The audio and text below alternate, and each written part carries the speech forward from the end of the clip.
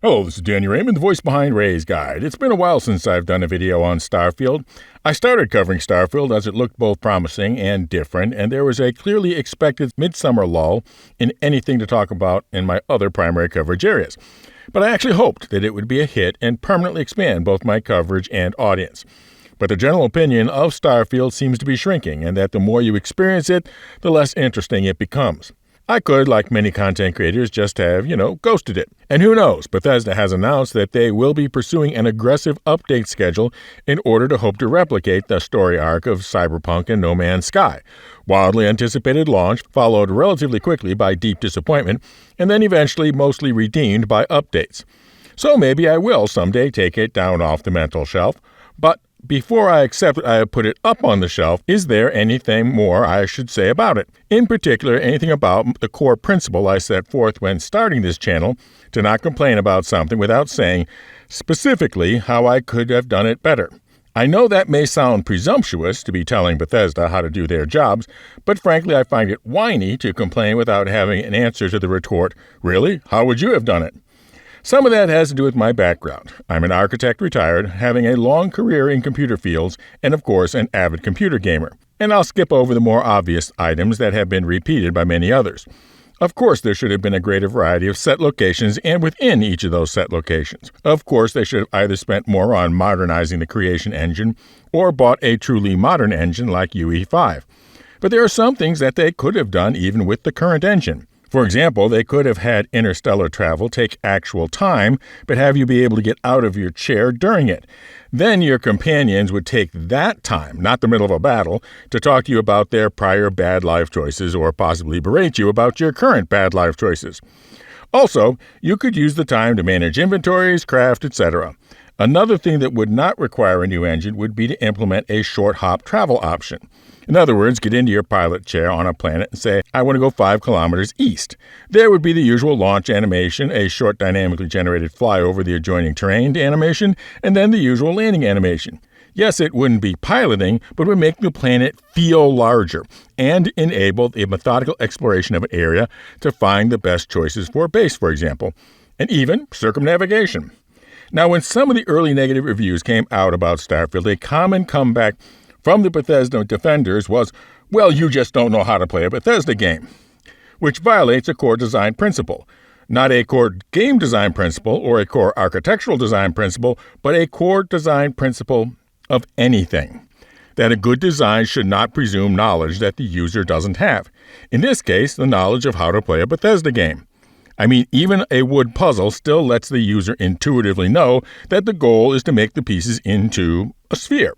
But presumably you are supposed to know how to play a Bethesda game from the start, which may be forgivable since for the last quarter century Bethesda has only been making sequels to prior games, which brings up an interesting thought. Does Bethesda still know how to make a new Bethesda game? Presumably, the folks saying you don't know how to play a Bethesda game mean that the way you play a Bethesda game is to ignore the main quest and just wander and find the side quests and get wrapped up in the environment and the setting of the world itself, and begin caring about it. In Starfield, the main story quest, though, is laid flat out from you step by step from the time Barrett gives you his ship and tells you to go to Constellation.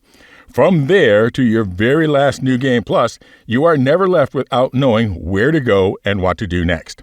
What would I have done instead? Once the first few, essentially orientation missions of the world are done, say, the rest are out there somewhere, we have no idea where, time to explore, and then spread the clues out in various locations and missions randomly for each player, so there can't be a walkthrough on the internet. That would be a game to be played like a Bethesda game. But it was always, here's where to go and what to do. And not only that, but pretty much you just have to run fast and shoot straight to do it. Stealth if you wish, sometimes try to persuade if the opportunity is available, but otherwise just run and gun will do it.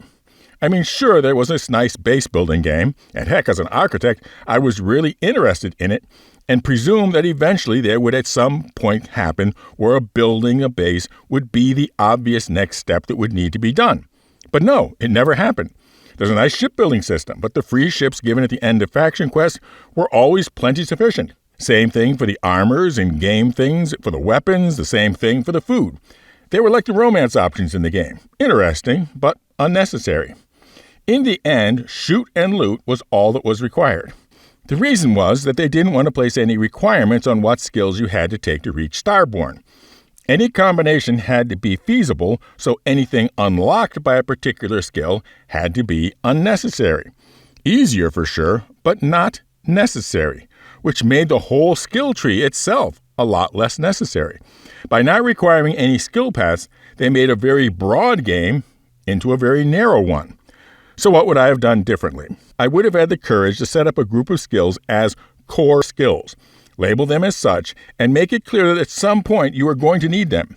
You get a few with your chosen background, but expect to get the rest soon enough, and then make something among the artifacts needing to have a base, or needing to build a weapon that doesn't exist, or an armor that can withstand conditions that no other armor can. You get the idea. Which brings us to the first bait and switch of the game. You were sold Starfield as this gritty, realistic NASA-punk game, as a space miner on an adventure with your space cowboys and space pirates and all. And next thing you know, you're not looking for an artifact, but finding a temple. And boom, young, we can't really call you a Padawan. We can't actually call you a Jedi, gaining what we can't actually call force powers. But nudge, nudge, wink, wink, we all know what this is. Except that since the powers are assigned randomly, the game can't presume that you actually have achieved any one of them. And so none of them are actually necessary. But still we get them because, well, what else are we supposed to ultimately be looking for but power? But in the process, we become introduced to the Starborn, who are, let's face it, a bunch of dicks. I mean, on the scale of dickish superpowered space beings, they rate just behind the Q continuum of Star Trek. And the Q continuum was written for maximum dickishness. Sure, they're powerful, but how do I say this? It's like that Alan Parsons song. I don't care what you do, I wouldn't want to be like you. I mean, remember the time where Riker had the chance of becoming Q? How did you know, sir? I feel like such an idiot. Quite right, so you should. And then they combined this not at all desirable transformation with the revelation of a multiverse model. And this was the second bait and switch. That this world that we thought was worth caring about is just disposable tissue. The companion we saw killed was just one of a million of copies. That everything we built with will just disappear. Want to bone the blonde babe in the next world? Go ahead. You know exactly what to do and what the results will be. Want to bang the black-haired brooding beauty instead? Sure, it isn't that much different anyhow. Are you going to really try to build or improve anything in your New Game Plus run, knowing that you yourself are going to wipe it for your New Game Plus Plus? No, nothing but grind up your skills, which mostly aren't essential, and your power deck, which is also mostly not essential. If I was asked to design a game specifically with the intent of making players absolutely not care about the world, this would be it. It would essentially be Progress Quest, but with a couple $1 million of semi-state-of-the-art graphics and voiceovers. This is why people consistently find it less interesting as they play more, because caring has been beat out of them by the game design itself. So now the challenge. What would I have done differently? Well, to start with, make the Starborn be the meta-evil of the universe. Every science fiction setting needs a meta-evil.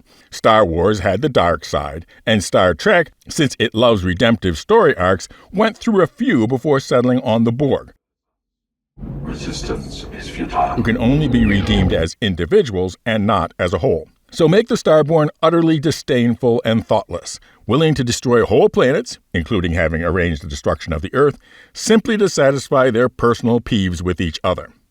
But what about the player? If their goal isn't to rise to the level of essentially the gods of Olympus, what is it? Well, the answer is found in something that they already created in the game, but then did not understand the gold mine it could be and relegated it to an early level mission. It is one of the few missions agreed upon by all to be well crafted. The Lair of the Mantis. The Mantis is a legendary vigilante crime fighter, essentially Space Batman. At the end of the mission, you get a bat suit, the Bat Cave, and a Batmobile, and even a cool Latin catchphrase. And then, apart from a few reactions, nothing. You never have to return to the Bat Cave. The Bat suit is mostly optional, and you will be soon given or build better ships than the Batmobile. If you start the Crimson Fleet mission, there you are, in the robes and starship of the legendary Mantis, still being called the Rook. So instead, introduce the Mantis gradually to the player. Perhaps she shows up in the nick of time to turn the tide when you're ambushed by the Crimson Fleet when Barrett comes for the artifact, and then disappears mysteriously. And then maybe when escaping the Hunter, the Mantis comes in and creates a distraction and you flee with the members of Constellation, leaving the Hunter and the Mantis engaged behind you. Then, when you do come upon the lair of the Mantis, the importance of finding the suit in the display case isn't lost on you. It doesn't have to be described, you just know it. Not only that, but the workbench has blueprints and components found no place else for use on the Mantis suit, and the hangar has ship modules available no place else that can work on the ship. The end game is the further adventures of the Mantis. Who could not get excited about that? As my grandpa told me, be yourself, Dan, unless, of course, you can be Batman. And then, for crying out loud, be Batman. But not just that, the computer in the lair could contain clues as to collaborators of the Hunter in the highest levels of the elite of the subtle systems. But to get them, you don't just gimmick it by showing up in the right place, but actually achieving the status of being a mining magnate, a true celebrity through your mining riches from your network of bases. In other words, you aren't just Space Batman, you're Space Bruce Wayne. Shut up and take my money for all the DLC and mods of the further adventures of the Mantis that are limited only by the imagination. And if you really must have some sort of New Game Plus-like experience, have the capability and a certain accomplishments in defeating the Starborn, you're given an ability to alter your past history to give you a new appearance and a respec of your stats and skills, which is the thing that players actually want about a redo. So you aren't just Space Batman and Space Bruce Wayne, but also... Hello. Oh, shut up and take my money already. The thing is, if you're going to be building your hero archetypes from picking and choosing from others, which everybody has to do, there are only so many hero archetypes, and you want your players to care about the universe and its inhabitants, then pick archetypes that care about the universe, even those that have a dark side. For those of you interested in my giveaway, the secret word for this video is what follows the phrase, I don't care what you do. Fly safe, keep it real, and I'll see you in the verse. This is Daniel Raymond for Ray's Guide.